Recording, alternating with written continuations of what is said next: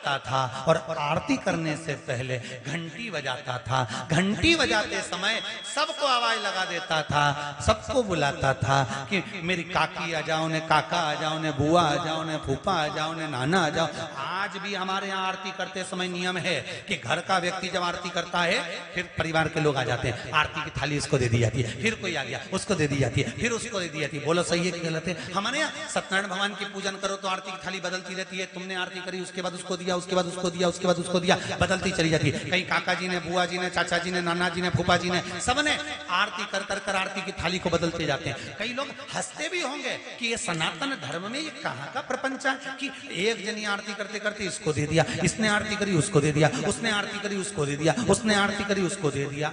आखिर क्यों, किस लिए, क्यों गरुड़ घंटी का नाद किया जाता है, क्यों आरती में सबको बुलाया जाता है? तो इस सिंह केतु के मित्र चंड भील ने रोज का नियम था कि भगवान की आरती करते समय सबको बुलाता था।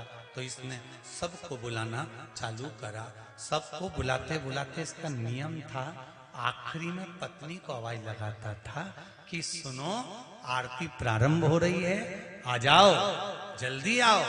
और आज ये भूल गया कि मेरी पत्नी तो जलकर भस्म हो गई थी, बस आरती की थाली हाथ में थी और चंड ने पुकारना प्रारंभ करा, सुनती हो देवाधिदेव महादेव की आरती प्रारंभ हो रही है, जल्दी आओ, जल्दी आओ।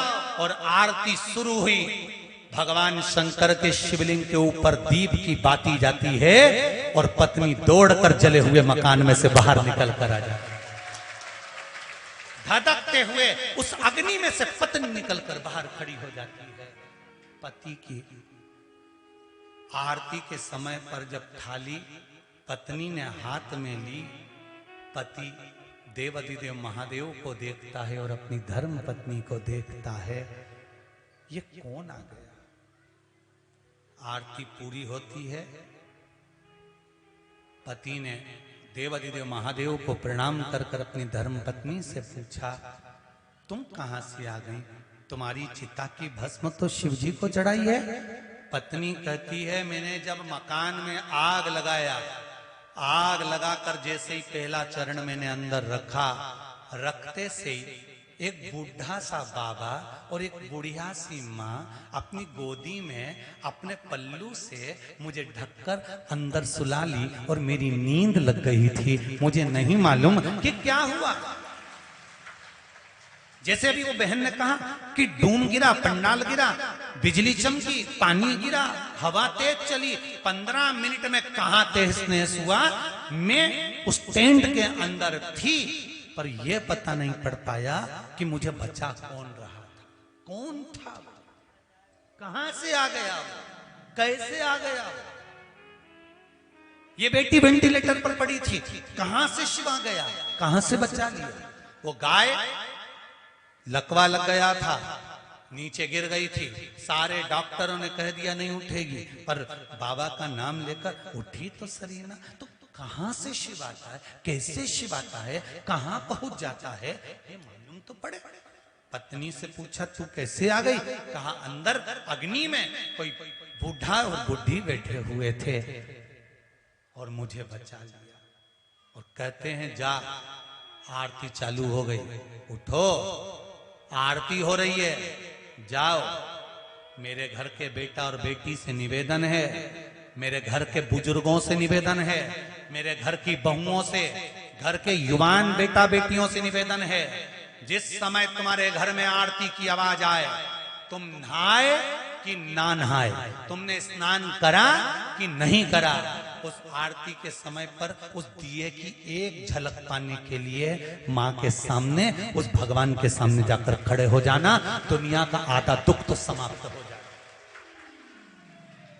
आधा दुख समाप्त हो जाएगा।